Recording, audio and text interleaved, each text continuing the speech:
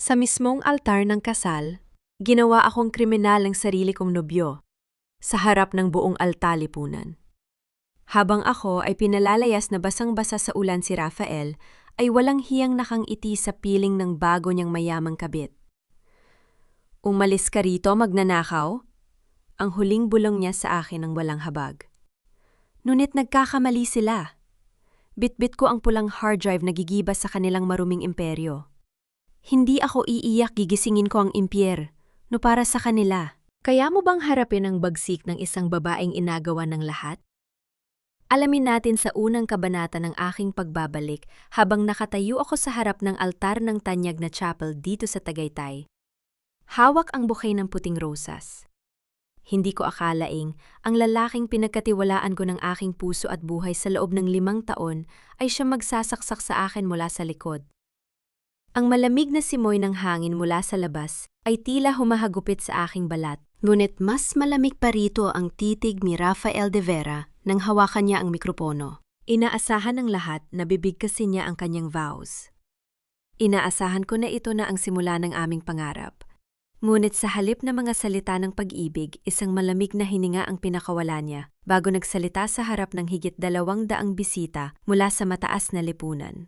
Mga mahal kong kaibigan at pamilya, ang boses ni Rafael ay umalingaw-ngaw sa buong bulwagan malinaw at walang pag-aalinlangan. Nais kong humingi ng paumanhin, ngunit ang kasal na ito ay hindi na matutuloy.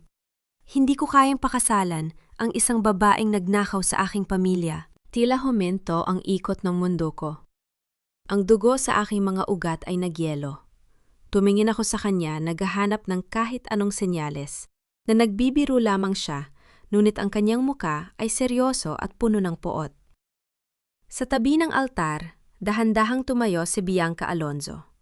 Ang anak ng pinakamayayamang kontraktor sa bansa ay naglakad ng dahan-dahan patungo sa tabi ni Rafael na may nakaukit na ngiti ng tagumpay sa kanyang mga labi. Si Danica Villanueva ay hindi ang babaeng akala ninyo. Pagpapatuloy ni Rafael habang ang mga tao sa paligid ay nagsimulang magbulungan. Ang mga mata ng mga bisita ay nakatutok sa akin na tila ba ako ay isang kriminal.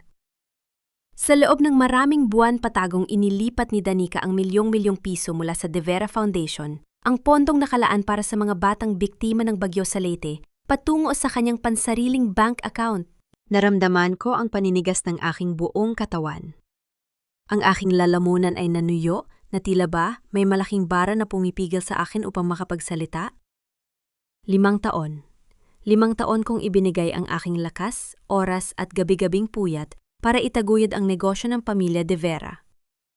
Ako ang nag-ayos ng kanilang naluluging sistema, ako ang nagpuyat para sa kanilang mga audit at ako ang nag-alaga sa kanilang foundation nang walang hinihiing kapalit.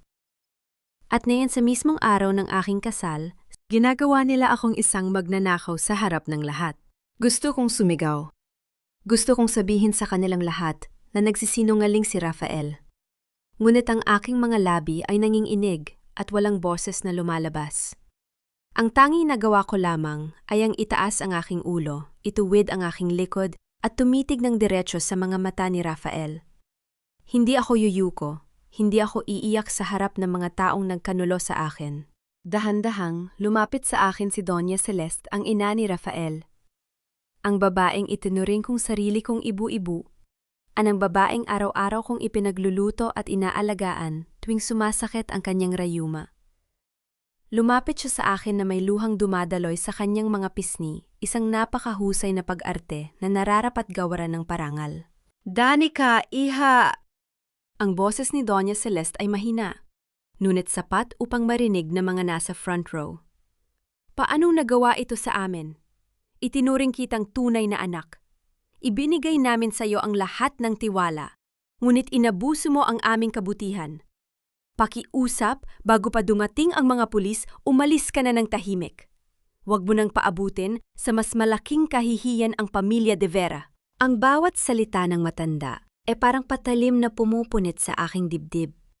Doña Celeste, ang babaeng nakakaalam kung gaano ko pinoprotektahan ang pondong yon, dahil ang aking namayapang lola ay nagmula rin sa Leyte. Alam niyang hindi ko kailanman hahawakan ng perang hindi sa akin. At dito ko naunawaan ang lahat. Hindi ito isang pagkakangali. Ito ay isang nakaplanong pagbatay sa aking pagkatao. Lumapit ang dalawang matatangkad na security guard ng resort. Hinawakan nila ang aking mga braso ng mahigpit. Naramdaman ko ang sakit sa aking balat habang binalot nila ang kanilang mga kamay sa aking braso. Ngunit mas masakit ang katotohanang walang kahit isang tao sa bulwaga. Iyon ang tumayo upang ipagtanggol ako. Si Bianca ay nakahawak na sa braso ni Rafael, habang si Rafael ay nakatingin sa akin ng walang kahit katiting na awa. Ang tanging nasa isip ng lalaking ito ay ang kanyang sariling reputasyon at ang milyong investment na makukuha niya sa pamilya ni Bianca upang isalba ang nalulugi niyang mga hotel. Bitawan ninyo ako, ang aking boses. Kahit na mahina at basag, ay puno ng matigas na panginibabaw. Kaya kong maglakad ng mag-isa. Huminga ako ng malalim, itinulak ang kamay ng guard at dahan-dahang pinalabas ang hangin sa aking dibdib. Ang tubig mata na nagbabadyang lumabas ay aking pinigil gamit ang huling natitirang lakas ng aking dignidad. Tinalikuran ko sila. Habang naglalakad ako pabalik sa aisle ng simbahan, naririnig ko ang mga mahihinang salita ng panghuhusga mula sa mga tao. Ang bawat hakbang ko sa malamig na semento ay parang lakad patungo sa sarili kong bitayan. Dinala ako ng mga guard sa holding room sa likod ng chapel kung saan naroon ang aking mga gamit. Doon naghihintay ang legal counsel ng pamilya De Vera. Isang makapal na dokumento ang inilatag niya sa ibabaw ng mesa. Pumirma ka rito, Danica. Malamig na pahayag ng abogado. Ito ay kasunduan na kusa kang nagre-resign sa kumpanya at isinusuko mo ang anumang karapatan sa iyong severance pay. Kapalit nito, hindi ka pakakasuhan ng pamilya De Vera sa pulisya ngayong araw. Pinanood ko ang papel. Ang aking kamay ay nanginginig habang hawak ang bulpen. Sa lakas ng sakit at galit na pumupuno sa aking puso, sa kagustuhan kong makalabas sa claustrophobic na silid na iyon na parang sumasakal sa akin, mabilis kong inilagay ang aking lagda nang hindi man lang binabasa ang maliliit na letra sa ibabang bahagi. Isang malaking pagkakamali ng isang taong nawawala sa sarili dahil sa matinding pot. Ngunit bago nila ako tuluyang itulak, palabas ng pintuan sa likod, tumingin ako sa mesang kinaroroonan ng aking mga personal na gamit. Naroon ang aking puting bridal bag na naglalaman ng aking pera at makeup. Ngunit sa tabi nito ay nakapatong ang isang maliit na bagay, isang kulay pulang external hard drive. Ito ang hard drive na naglalaman ng mga backup server logs ng De Vera Group na ginawa ko kagabi bago ang kasal ang files na hindi ko pa naisubmit sa kanilang IT department. Sa isang mabilis at impulsibong pagkilos na dulot ng matinding sakit, sa halip na kunin ang aking bridal purse, ang aking kamay ay mabilis na dumaan sa mesa at pinalibutan ng aking mga daliri ang kulay pulang hard drive. Isiniksik ko ito sa ilalim ng tela ng aking mabigat na gown habang ang aking mga mata ay nakatitig sa pinto. "Umalis ka na!" sabi ng guard habang binubuksan ang pinto patungo sa likod na daanan kung saan patuloy ang pagbuhos ng malamig na ulan. Lumakad ako palabas sa ilalim ng buhos ng ulan sa Tagaytay. Ang puting tela ng aking wedding dress ay mabilis na nabasa at nagkadumi-dumi sa putik. Ngunit wala na akong pakialam. Niyakap ko ang kulay pulang hard drive sa aking dibdib habang ang lamig ng ulan ay humahalo sa mainit na luhang wakas ay lumabas na rin sa aking mga mata. Hindi ako umiiyak dahil ako ay natalo. Umiiyak ako dahil sa katangahan kong magmahal ng mga demonyo. Ngunit habang hawak ko ang pulang hard drive na yon, isang malamig na kaisipan ang gumapang sa aking diwa. Ang kasal na ito ay natapos na. Ngunit ang totoong laban ay ngayon pa lamang magsisimula. Ang lamig ng gabi sa aking maliit na apartment sa Quezon City ay dumidikit sa aking basang balat. Hubad na ang aking paas at ang laylayan ng aking wedding dress na kanina lang ay puting-puti, ay punong-puno na ngayon ng itim na putik mula sa kalsada. Sa loob ng tahimik na silid na ito kung saan walang mga bisita at walang mga kamera ng media, saka lamang nanginig ng husto ang aking mga balikat. Naupo ako sa gilid ng kitid na kama. Dahan-dahan kong inalis ang veil sa aking buhok. Ang bawat hagod ng aking daliri sa aking mukha ay nag-iiwan ng bakas ng basang luha at ulan. Masakit. Napakasakit na maramdaman ang pagkabigo mula sa mga taong ibinigay mo ang buong tiwala mo. Ngunit sa kabila ng luhang patuloy na pumapatak sa aking mga pisngi, walang kahit isang daing ang lumabas sa aking mga labi. Kinuha ko ang kulay pulang external hard drive mula sa aking basang gown.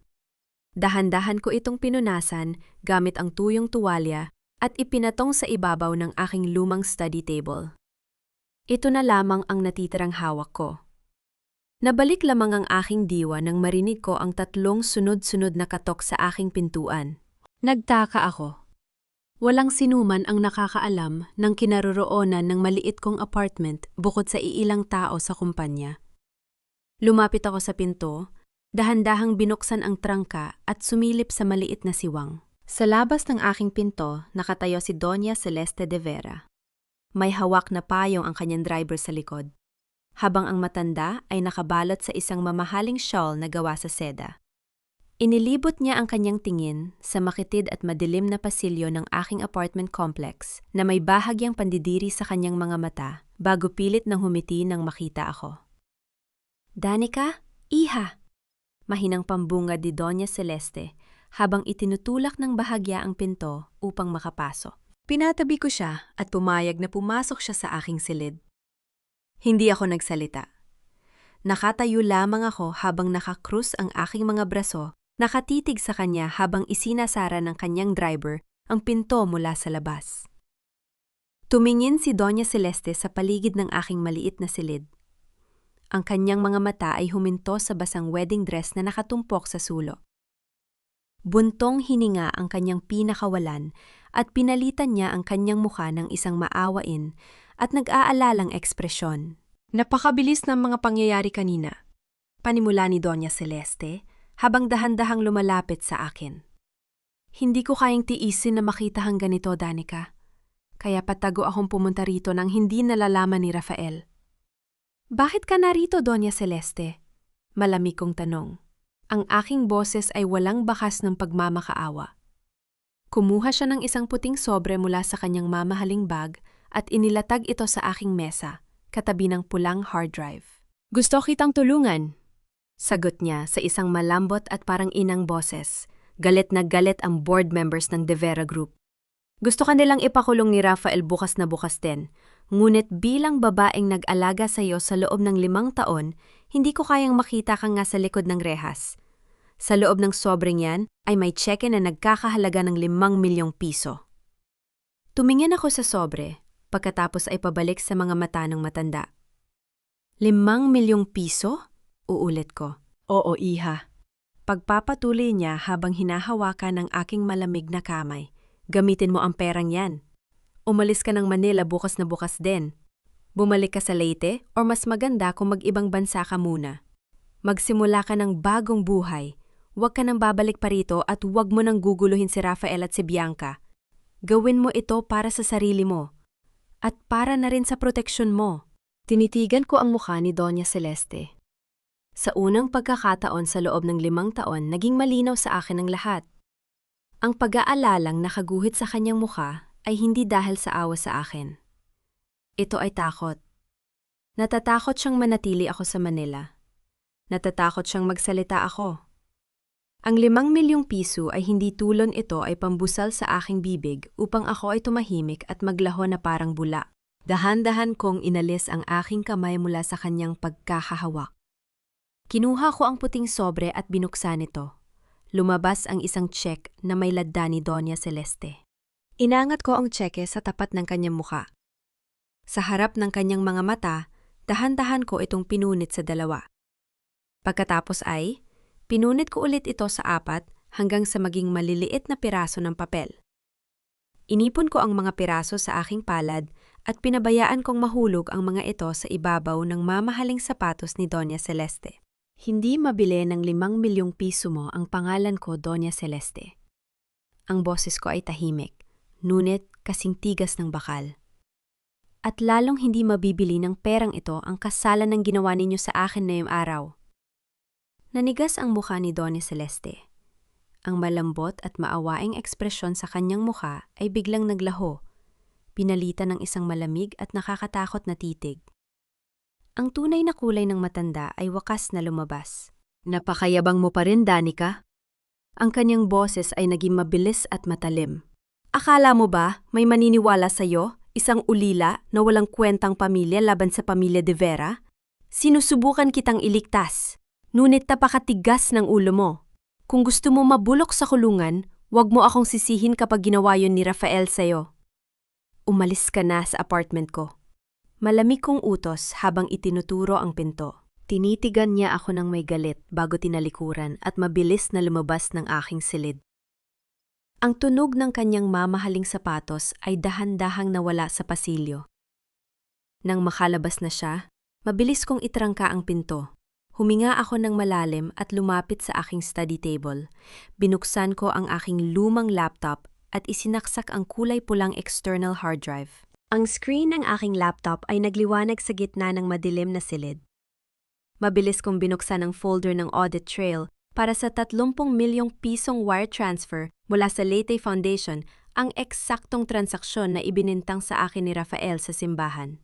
Dahil ako ang humahawak ng IT system ng kumpanya noong nakaraan taon, alam ko kung paano hanapin ang mga nakatagong footprints ng system.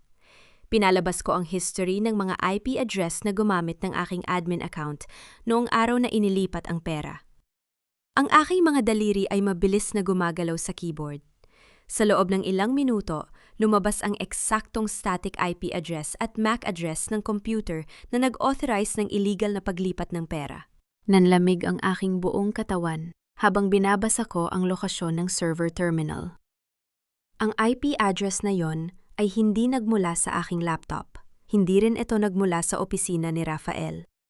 Ang transaksyon ay ginawa gamit ang personal na computer terminal na nakakabit sa pribadong study room sa loob ng De Vera Mansion. Ang eksaktong kwarto na tanging si Doña Celeste lamang ang may hawak ng susi. Hindi si Rafael ang nagplano ng lahat ng ito para lamang pakasalan si Bianca.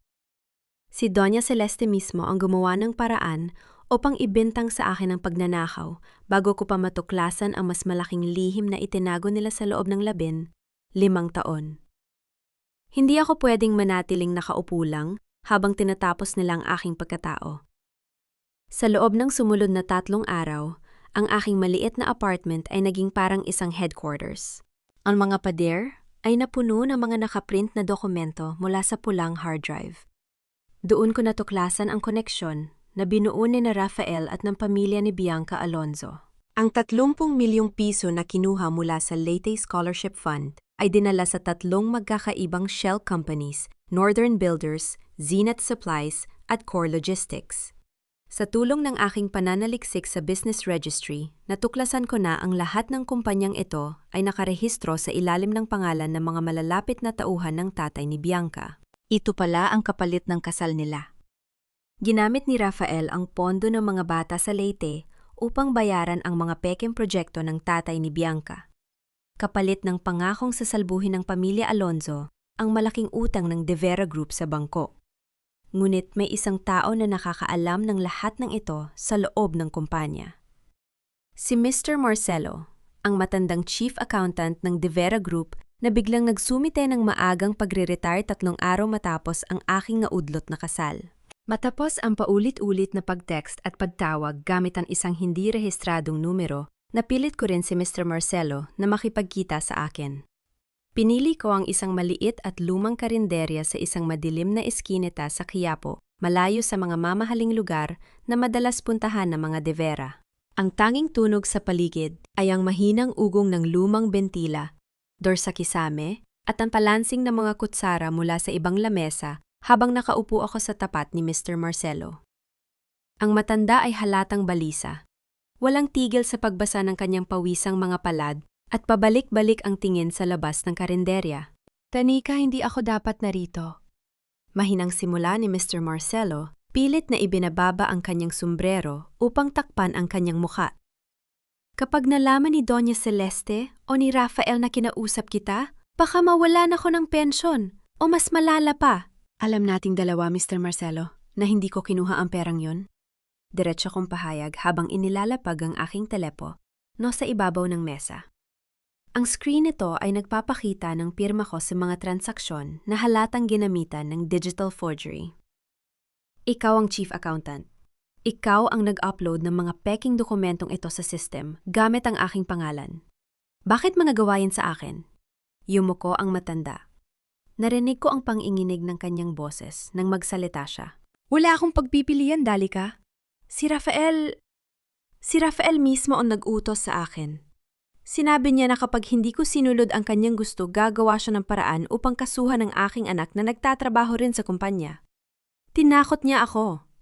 Gusto kong marinig ang buong katotohanan, Mr. Marcelo.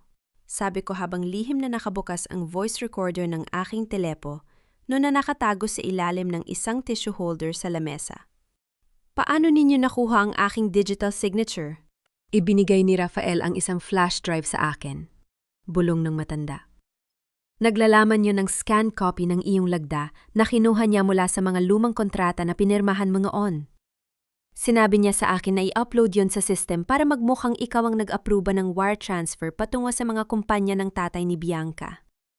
Pagkatapos, si Doña Celeste naman ang nag-aproba ng final release gamit ang kanyang master terminal upang mabilis na maipasok ang pera bago ang araw ng kasal ninyo. Naramdaman ko ang mabilis na tibok ng aking puso. Narito na. Ang direktang pag-amin na kailangan ko upang linisin ang aking pangalan. Ngunit bago ko pa makuha ang aking hininga, may isang bagay na pumasok sa aking isip. Mr. Marcelo, bakit sa Leyte Scholarship Fund pa nila kailangan kumuha ng pera? Tanong ko. Maaari naman silang kumuha sa ibang accounts ng kumpanya. Bakit ang pondo para sa mga biktima ng bagyo ang pinagdiskitahan nila? Tumingin sa akin si Mr. Marcelo nang may halong mitinding takot at awa sa kanyang mga mata. Lumapit siya ng bahagya sa akin, sapat na upang maramdaman ko ang kanyang mainit at nanginginig na hininga. Hindi mo ba talaga alam, Danica? Hindi lang ito tungkol sa utang ng hotel ngayon? Bulong niya na, tila ba natatakot na may makarinig sa amin sa loob ng karinderya? Doña Celeste has been hiding a massive secret for 15 years. Nung nanalasa ang malakas na bagyo sa Leyte, si Doña Celeste ang kumuha ng unang pondo ng Leyte Relief Fund upang itayo ang kauna-unahang hotel ng De Vera sa Tagaytay. Ang pondo na yon, hindi sa pamilya De Vera. Ano ang ibig mong sabihin? Tanong ko habang unti-unting nanlalamig ang aking mga kamay. Ang orihinal na nagtatag ng pondo ngayon ay ang lola mo, si Lola Rosa. Pahayag ni Mr. Marcelo na tila isang malakas na kulog na yumanig sa aking buong pagkatao. Iniligtas ng lola mo ang pamilya De Vera mula sa pagkabangkarot 15 taon na ang nakalipas. At ngayong nalaman ni na Doña Celeste na unti-unti mo nang natutuklasan ang mga anomala as a foundation, natakot sila. Gusto ka nilang sirain at palayasin sa Manila bago mo pa matuklasan na ang kalahati ng ari-arian ng De Vera Group ay dapat na sa iyo. Kinabukasan, lumipad ako patungong Leyte. Habang umaandar ang sasakyan patungo sa aming lumang bayan, pinanood ko ang mga puno ng niyog na sumasayaw sa hangin. Tila bumalik ang aking gunita labin, 5 taon na ang nakalipas, noong ako ay isang batang walang muwang, hawak ang kamay ng aking Lola Rosa, habang pinapanood namin ang pagkawasak ng aming komunidad pagkatapos ng nagdaang malakas na bagyo. Ang aking lola ay hindi isang simpleng tindera lamang ng sari-sari store. Siya ang takbuhan ng lahat ng tao sa aming bayan dahil sa kanyang busilak na puso at angking talino sa paghawak ng lupa. Nabalik lamang ang aking diwa nang huminto ang sasakyan sa harap ng aming lumang ancestral house. Ang bahay na gawa sa kahoy at semento ay luma na medyo maalikabok, ngunit nananatiling matatag sa kabila ng dumaang maraming bagyo. Pumasok ako sa loob. Amoy ng lumang kahoy at tuyong dahon ang sumalubong sa akin. Humakbang ako patungo sa silid ni Lola Rosa. Dito niya ako pinalaki noon mamatay ang aking ina. Naalala ko pa ang lagi niyang sinasabi sa akin. Danica, ang totoong yaman ay hindi nasusukat sa laki ng bahay o sa ginto, kundi sa linis ng iyong pangalan at lakas ng iyong prinsipyo. Lumapit ako sa tabi ng maliit na altar ng Santo Niño sa sulok ng kwarto. Naalala ko noong bata pa ako tuwing may mahalagang dokumento si Lola Rosa, lagi siyang lumuluhod dito. Hindi lang para magdasal, kundi para buksan ng isang lihir na taguan. Lumuhod ako sa maalikabok na sahig. Kinapa ko ang mga lumang tabla ng kahoy sa ilalim ng altar. Lumiha ng mahinang tunog ang luma at sirang sahig ng dahan-dahan ko itong iangat gamit ang aking mga daliri. Sa ilalim ng sahig, nakita ko ang isang madilim na espasyo at doon ay nakapatong ang isang lumang kahon na gawa sa mabigat na kahoy ng aramay nakakabit na kalawanging kandado. Kinuha ko ang susi na laging nakatago sa loob ng isang lumang lata ng gatas sa ibabaw ng altar. Isinuot ko ang susi sa kandado at dahan-dahang pinihit ito. Sa loob ng kahon na kabalot sa makapal na plastik upang hindi mabasa ng anumang baha ay ang mga orihinal at notarized na dokumento mula noong panahon ng bagyo, 15 taon na ang nakalipas. Binuksan ko ang unang dokumento. Ito ay ang orihinal na kasunduan ng pakikipagtulungan sa pagitan ni Lola Rosa at ng batang Doña Celeste nung mga panahong nagsisimula pa lamang ang De Vera Group. Dito ko nabasa ang katotohanan. Ang pamilya De Vera ay walang-wala noong mga panahong yon. Ang kanilang unang hotel sa Tagaytay ay naitayo lamang dahil ipinahiram ni Lola Rosa ang kanyang malalawak na lupain sa Leyte bilang collateral sa bangko upang makakuha sila ng pautang. Ginamit din ni Doña Celeste ang pangalan ng aking lola upang makakuha ng donasyon mula sa mga banyagang bansa na ipinangako nilang gagamitin para sa rehabilitasyon ng Leyte. Ngunit ang pinakamatinding bahagi ng dokumento ay ang huling pahina, isang protective clause na ipinasok ng tapat na abogado ng aking lola bago ito pirmahan ng 2 panig. In the event of any proven fraud, bad faith, or unlawful acts committed by the De Vera family or their representatives against the beneficiary, Danica Villanueva, the mortgaged 51% of De Vera Group's holding shares shall be automatically forfeited and transferred directly to the possession of the beneficiary. Nanginig ang aking mga kamay habang hawak ko ang papel. Ang ibig sabihin nito, ang 51% ng buong kumpanya na pag-aari ng mga De Vera ngayon ay nakatali sa aking kaligtasan at reputasyon. Nang i-frame up ako ni Rafael at Doña Celeste, nang palabasin nilang nagnakaw ako ng pera mula sa foundation, hindi lang nila ako basta pinalayas. Sinubukan nilang gumawa ng kaso ng panloloko laban sa akin upang mawala ng bisa ang protective clause na ito. Nais nilang palabasin na ako ang nagkasala upang hindi ko kailanman maggamit ang kontratang ito laban sa kanila. Niyakap ko ang mga dokumento sa aking dibdib. Ang aking luha ay muling pumatak, ngunit sa pagkakataong ito, hindi ito luha ng sakit. Ito ay luha ng determinasyon. Lola Rosa. Bulong ko sa hangin habang nakatingin sa kanyang larawan sa altar. Salamat sa pagprotekta sa akin. Ipinapangako ko babawiin ko ang lahat ng kinuha nila sa atin at sisiguraduhin ko magbabayad sila. Matapos kong makuhang muli ang mga orihinal na dokumento mula sa Leyte, bumalik ako ng Manila na may iba ng aura. Hindi na ako ang Danica na madaling saktan. Sa tulong ni Ate Gabriel, isang tapat at kilalang corporate lawyer na kaibigan ng aking namayapang lola, sinimulan namin ang paghahanda ng mga legal na hakbang. Kinumpirma niya na ang protective clause ni Lola Rosa ay 100% may bisa at maaari naming simulan ang pagkuha ng kontrol sa kumpanya kapag napatunayan ang panloloko ng mga De Vera. Ngunit bago ko ihain ang formal na kaso, nais ko munang makita ang kanilang huling sandali ng ilusyon. Isang hapon, pumunta ako sa isang sikat na designer boutique sa Bonifacio Global City. Kailangan ko ng isang disenyo ng kasuotan para sa gaganaping charity gala ng De Vera Group sa susunod na linggo ang gabi, kung saan ipapakilala na rin si Bianca bilang bagong mukha ng kumpanya. Habang naglalakad ako sa loob ng boutique, narinig ko ang pamilyar na boses ng isang babae mula sa VIP fitting room. Si Bianca. Nakatayo siya sa harap ng malaking salamin, suot ang isang napakarangyang wedding gown na puno ng mga kumikinang na kristal. Napapaligiran siya ng 3 sales assistants at 2 sa kanyang mga kaibigan mula sa alta lipunan.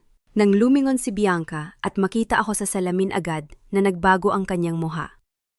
Isang mapang-asar na ngiti ang sumilay sa kanyang mga labi. Oh, look who is here! Malakas na pahayag ni Bianca, sapat na upang marinig ng lahat ng tao sa loob ng boutique. Narinig ko ang sabay-sabay na paghinto ng paghinga ng mga sales lady sa paligid. Ang magnanahaw ng Tagaytay ay nandito pala. Bakit, Tanika? Naghahanap ka ba ng mga mamahaling damit para nakawin muli? O baka naman hindi mo alam na bawal ang mga squatter dito? Nagsipaghagik-gikan ang kanyang mga kaibigan. Ngunit sa halip na mapahiya o umiwas ng tingin, dahan-dahan akong lumapit sa kanila. Ang aking hakbang ay kalmado, ang aking likod ay tuwid, at ang aking mga mata ay walang bakas ng galit. Tanging matinding awa lamang ang nakaguhit sa aking tingin. Napakaganda ng gown mo, Bianca, mahinahon kong sabi habang pinagmamasdan ang kanyang kasuotan. Bagay na bagay sa iyo ang puting tela.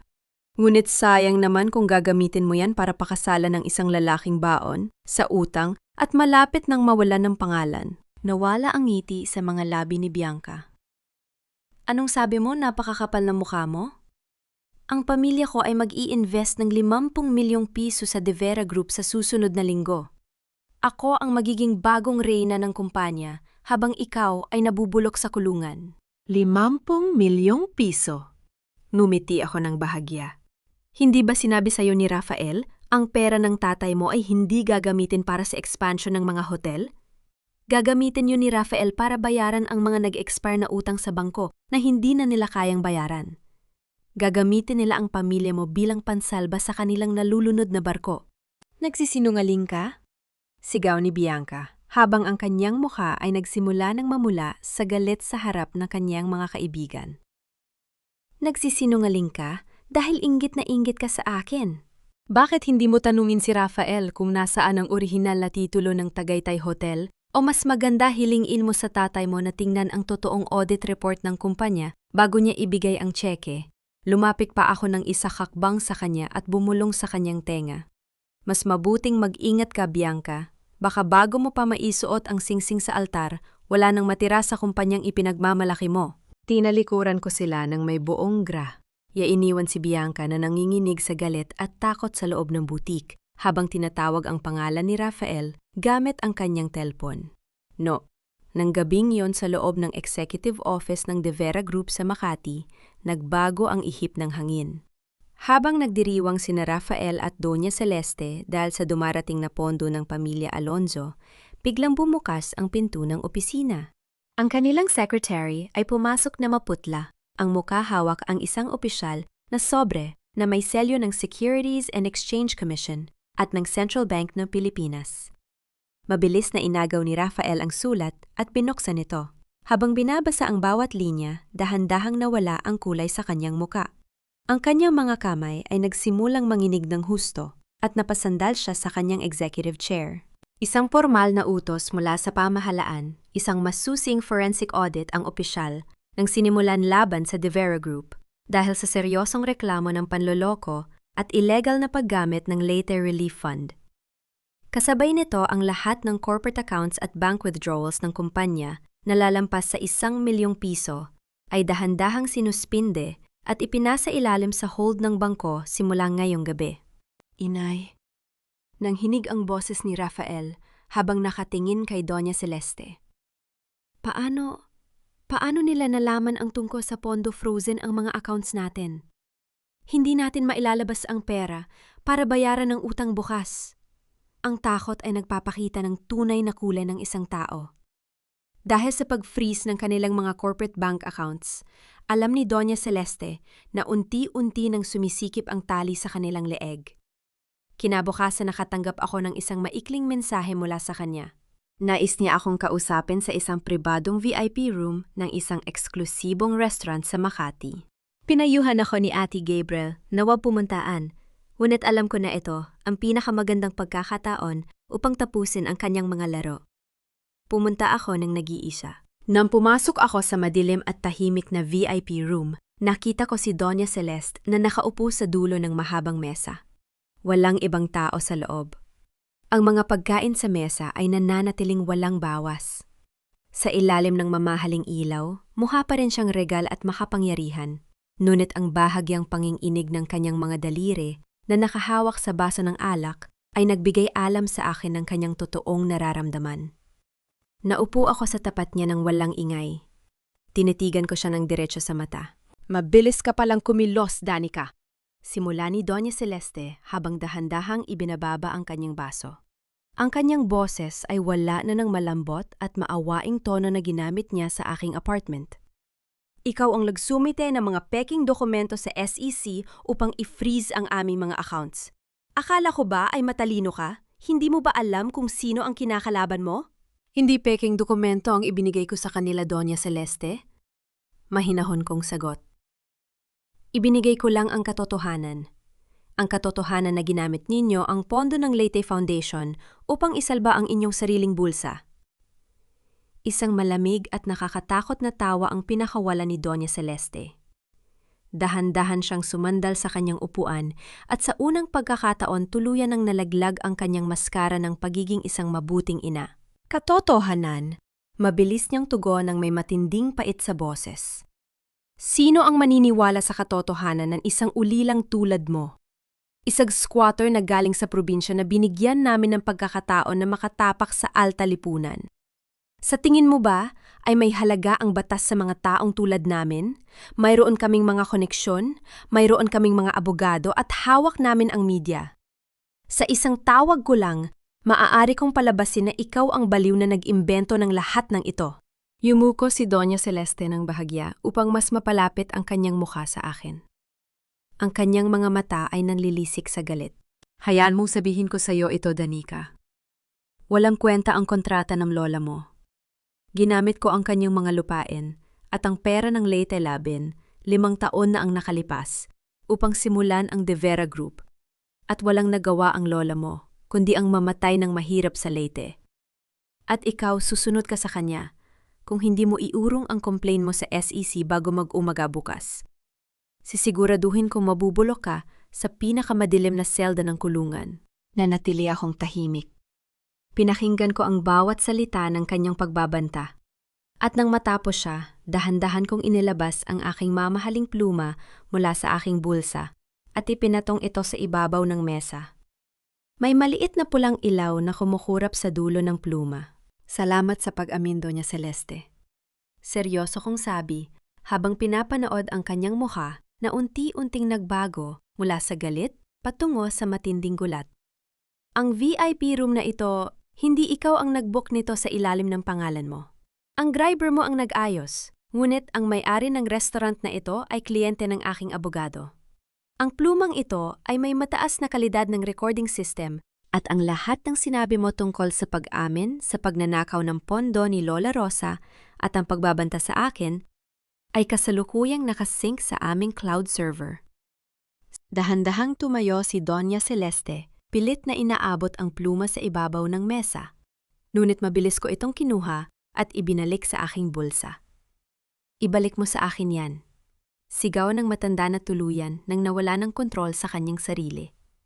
Ang kanyang buhok ay bahagyang nagulo at ang kanyang mukha ay naging maputla na parang papel. Hindi mo alam ang ginagawa mo, Danica. Sisirain mo ang kumpanyang pinaghirapan kong itayo. Hindi ko sisirain ang kumpanya, Doña Celeste.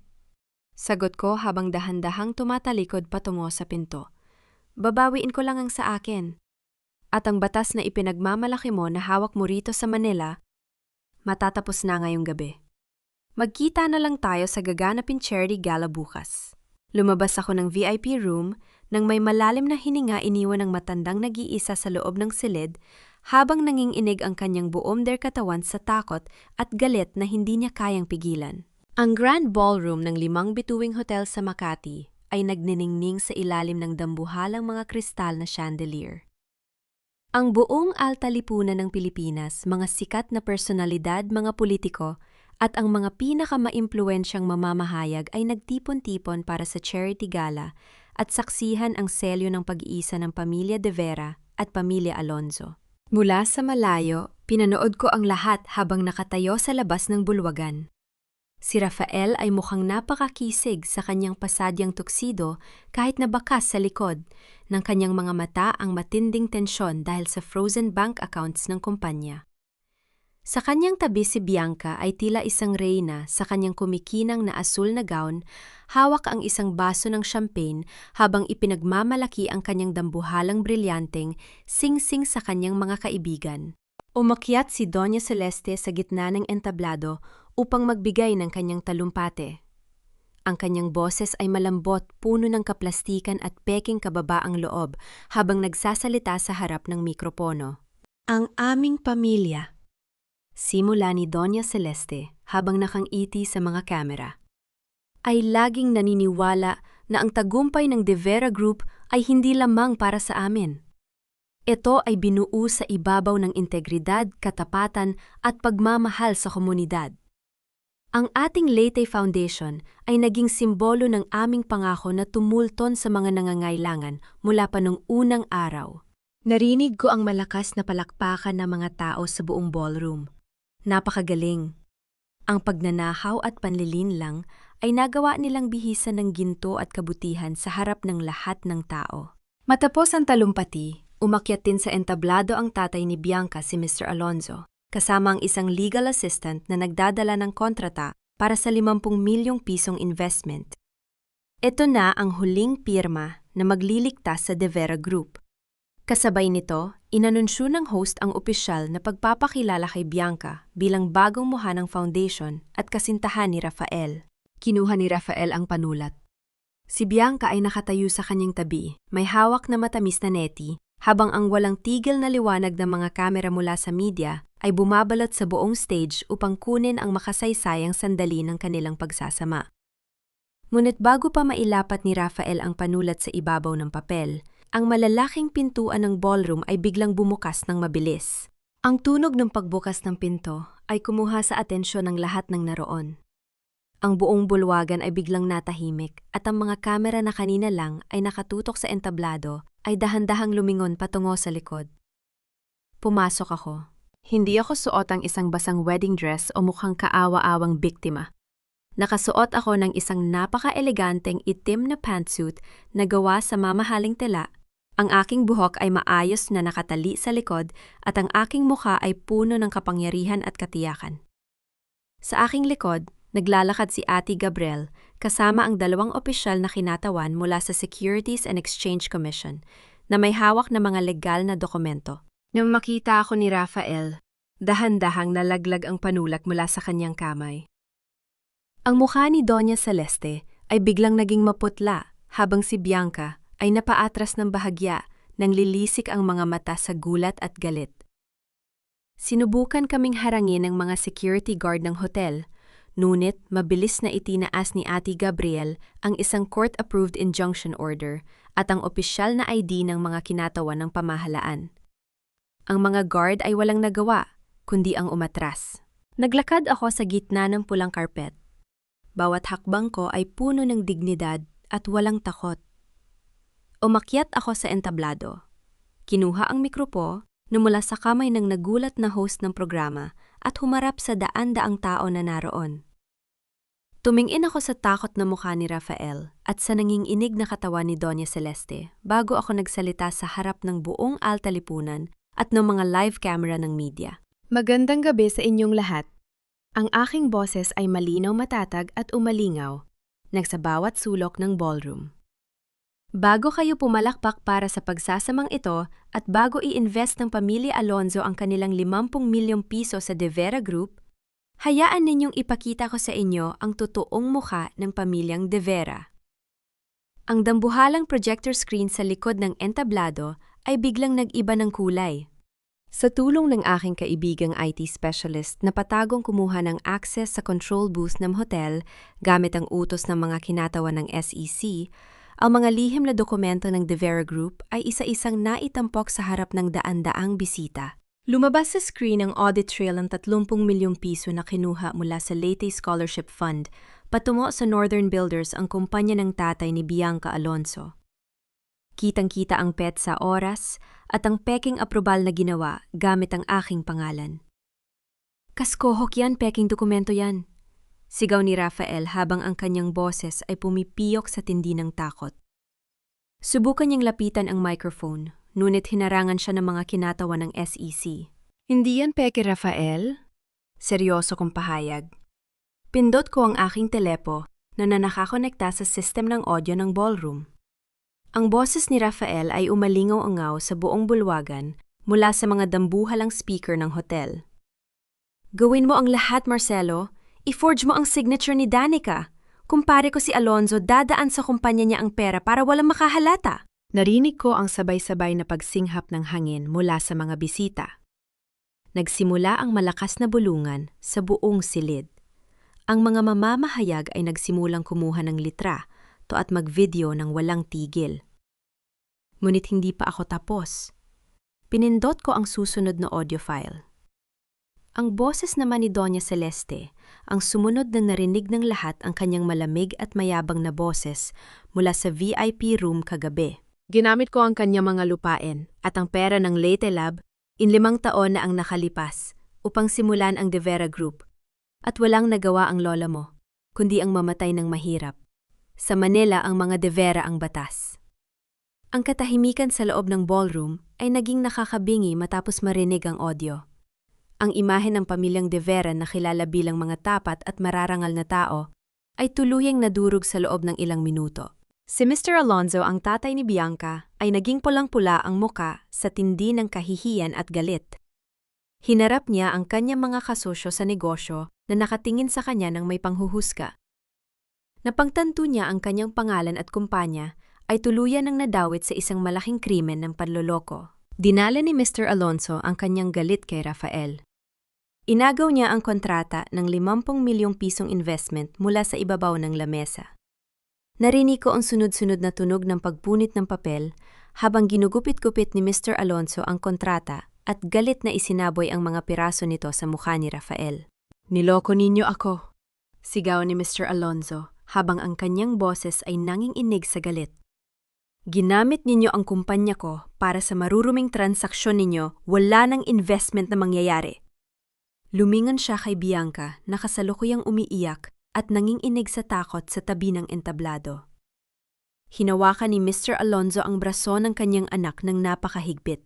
"Umalis tayo rito, sinira mo ang pangalan ng pamilya natin dahil sa lalaking ito." Sigaw ng tatay ni Bianca habang hinihila ang kanyang anak pababa ng entablado. Si Bianca ay umiiyak ng walang tigil, ang kanyang mamahaling gown ay nakaladkad sa sahig habang pinalaya sila ng sarili nilang pamilya sa harap ng lahat ng kanilang mga kaibigan sa Alta Lipunan. Umakyat si Ate Gabriel sa entablado hawak ang orihinal na kasunduan ni Lola Rosa mula sa Leyte. Iniharap niya ito sa mga kinatawan ng pamahalaan at sa mga mamamahayag. Dahil sa napatunayang panloloko at illegal na gawain ng pamilya De Vera laban kay Danica Villanueva, ang 51% ng mga share ng De Vera Group ay opisyal at otomatikong inililipat sa pangalan ni Danica Villanueva simula ngayong gabi. Siya na ngayon ang may-ari at bagong chairman ng kumpanyang ito. 4 na uniform police officers ang mabilis na umakyat sa entablado. Lumapit sila kina Rafael at Doña Celeste na kasalukuyang nakatayo na tila ba nawala ng lakas sa kanilang mga tuhod. "Mr. Rafael De Vera, Doña Celeste De Vera," pahayag ng pinuno ng mga pulis habang inilalabas ang mga posas.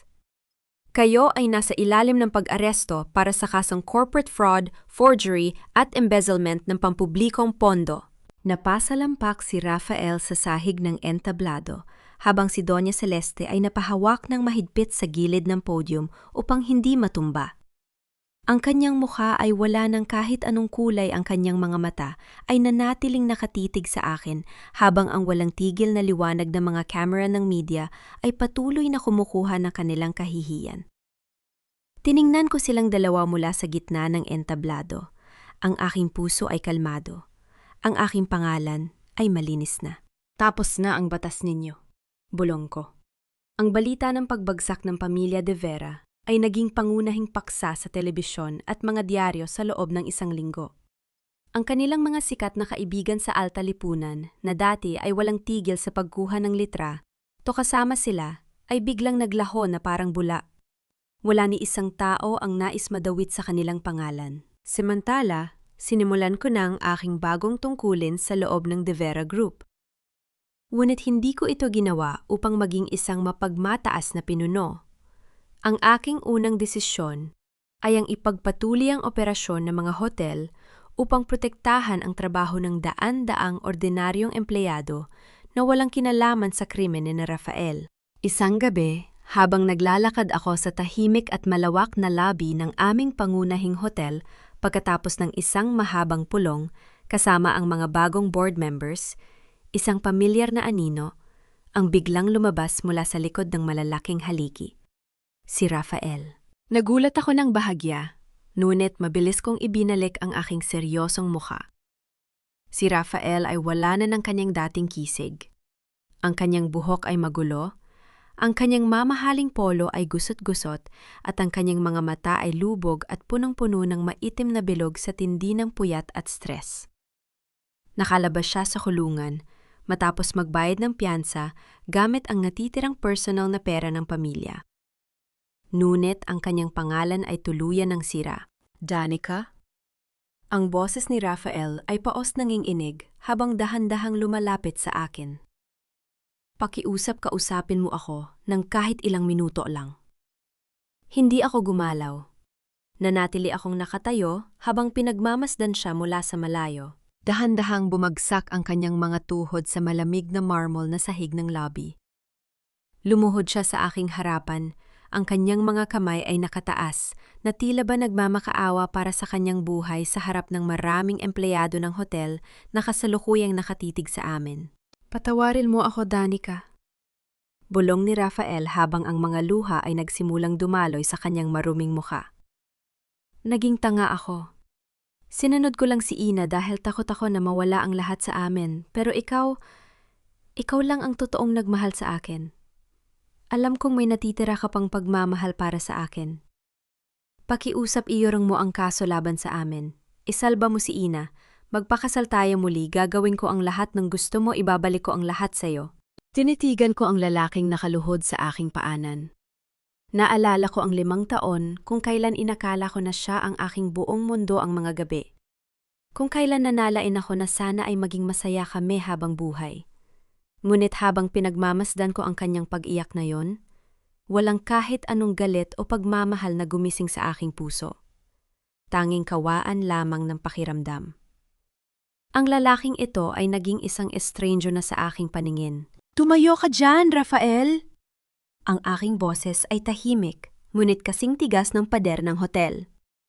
Huwag mong babuyin ang natitira mong dignidad. Sa harap ng mga empleyadong ito, na hindi mo man nang binigyan ng tamang pasahod noon.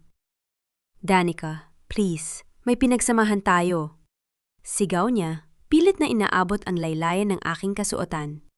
Ngunit mabilis akong dumanas ng isang hakbang pabalik upang iwasan ang kanyang hawak. Ang tanging pinagsamahan natin ay ang 5 taon ng kasinungalingan mo. Seryoso kong sabi habang nakatingin sa kanya ng diretsyo. Hindi ko iurong ang kaso. Ang perang ninakaw ninyo sa mga biktima ng bagyo sa Leyte ay dapat ninyong bayaran kahit mabulok pa kayo sa kulungan. Ang kumpanyang ito ay hindi ko gagamitin para sa aking sarili. Gagamitin ko ito upang ibalik ang katarungan para sa aking lola at para sa mga bata sa Leyte. Tinalikuran ko siya ng walang pag-aalinlangan. Naririnig ko ang kanyang mahihinang paghitbi at ang kanyang mga huling tawag sa aking pangalan. Ngunit tagpatuloy ako sa paglalakad patungo sa elevator nang hindi man lang lumingon muli. 2 security guard ang mabilis na lumapit upang dahan-dahang gabayan si Rafael palabas ng hotel. Bumalik ako sa executive office kung saan naghihintay si Ate Gabriel.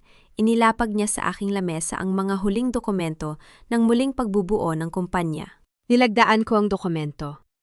Ang De Vera Group ay opisyal nang inilagay sa ilalim ng pamamahala ng isang propesyonal na lupon ng mga direktor at ang 30% ng taunang kita nito ay permanenteng ililipat sa bagong tatag na Rosa Villanueva Foundation para sa rehabilitasyon ng mga mahihirap na komunidad sa Leyte. Nabalitaan ko. Seryosong pahayag ni Ate Gabriel habang kinukuha ang mga pinirmahang papel. Ang aplikasyon para sa piyansa ni Doña Celeste ay pormal lang tinanggihan ng korte dahil sa tindi ng mga kasong kriminal na kanyang kinakaharap. Kasalukuyan siyang nakakulong sa Makati City Jail at wala kahit isang tao sa kanyang mga dating kaibigan sa high society ang bumisita sa kanya. Tumingin ako sa malaking bintana ng opisina, pinagmamasdan ang mga ilaw ng lungsod ng Makati. Tapos na ang aking laban dito sa Manila. Oras na para bumalik sa lugar kung saan talaga ako nagmula. Ang sariwang hangin mula sa dagat ng Leyte ay humahaplos sa aking muka habang nakatayo ako sa gitna ng malawak na bakuran. Malayo na ako sa mausok at maingay na mga kalsada ng Makati at malayo na rin sa malamig na altar ng simbahan sa Tagaytay na minsan ay sumira sa aking puso. Dito sa Leyte kung saan nagsimula ang lahat, muli kong nahanap ang aking kapayapaan. Sa harap ko ay nakatayo ang isang bago at matatag na gusali na gawa sa semento at matitigas na kahoy. May nakasabit na malaking karatula sa itaas ng pintuan nito, Rosa Villanueva Memorial School. Ito ang paaralan at sentro ng rehabilitasyon na aking binuo para sa mga batang biktima ng bagyo gamit ang pondong orihinal na inilaan ng aking lola na matagal ding kinurakot ng mga De Vera. Ngayon ang unang araw ng klase. Pinanood ko ang mga bata na masayang tumatakbo sa paligid, suot ang kanilang mga bagong uniforme at may bitbit na mga makukulay na bag. Ang tunog ng tawanan ng mga bata ay pumuno sa buong bakuran ng paaralan, isang tunog na mas masarap pakinggan kaysa sa anumang palakpakan ng alta lipunan sa mga mararang yang hotel sa Manila. Ilang mga matatandang residente ang lumapit sa akin. May mga luha ng kagalakan sa kanilang mga mata habang hinahawakan ng aking mga kamay upang magpasalamat. Sinabi ko sa kanila na hindi ako ang dapat pasalamatan, kundi ang aking lola, na kahit kailan ay hindi sila nakalimutan. Lumapit ako sa tabi ng flagpole at tumitig sa kalangitan. Naalala ko ang araw ng aking kasal.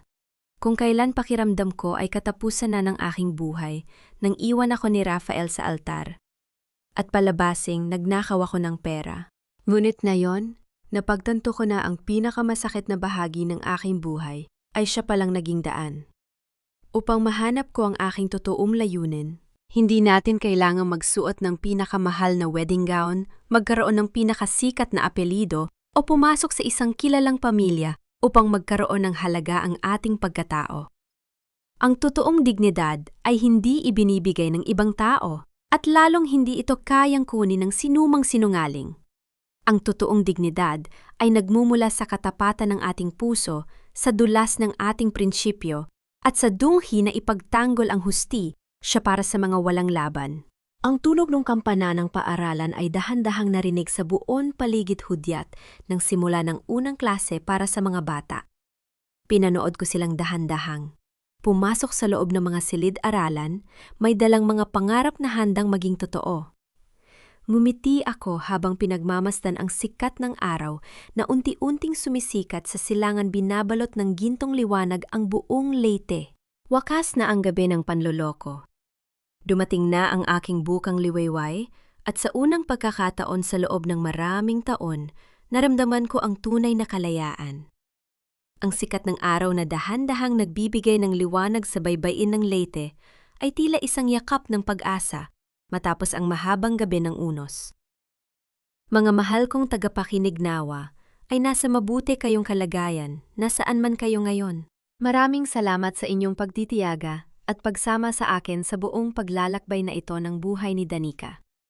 Habang isinusulat ko ang mga huling bahagi ng kwentong ito, madalas kong mabalikan ang tagpong yon sa kapilya ng Tagaytay kung saan ang pangarap ng isang kasal ay biglang naging isang pampublikong paglilitis at pagpaparatang. Ang sakit ng pagtalikod at pagkanulo ng mga taong itinuring mong sarili mong pamilya ay isang sugat na napakahirap pasanin para sa isang babaeng nagbigay ng kanyang buong tapat na paglilingkod. Ang kwentong ito ay nagpapaalala sa akin sa lumang kahon ng nara ni Lola Rosa.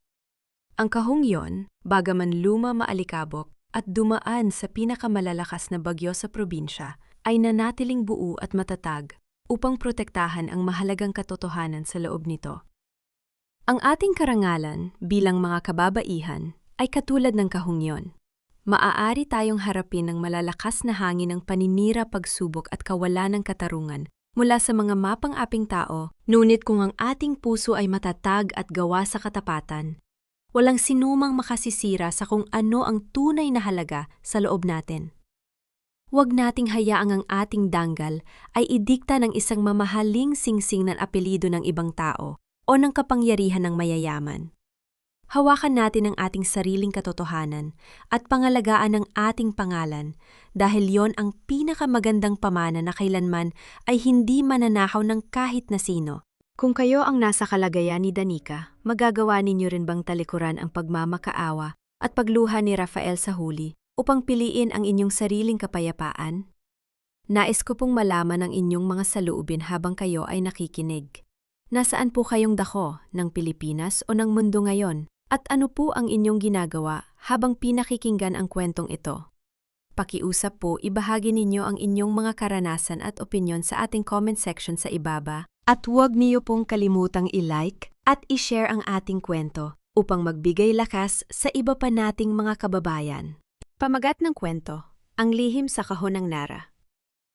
Ang kwento ito ay isinulat hango sa inspirasyon ng mga totoong buhay sa ating paligid. Iniaalay para sa lahat ng mga taong nakaranas o kasalukuyang nakararanas ng katulad na pagsubok. Paalala, ang lahat ng mga karakter at sitwasyon sa kwentong ito ay muling isinulat bilang katang-isip lamang at walang layuning pumuna o mang-atake ng sinuman. Ang kwento ay nilikha para sa layuning mga aliw at maghatid ng positibang mensahe.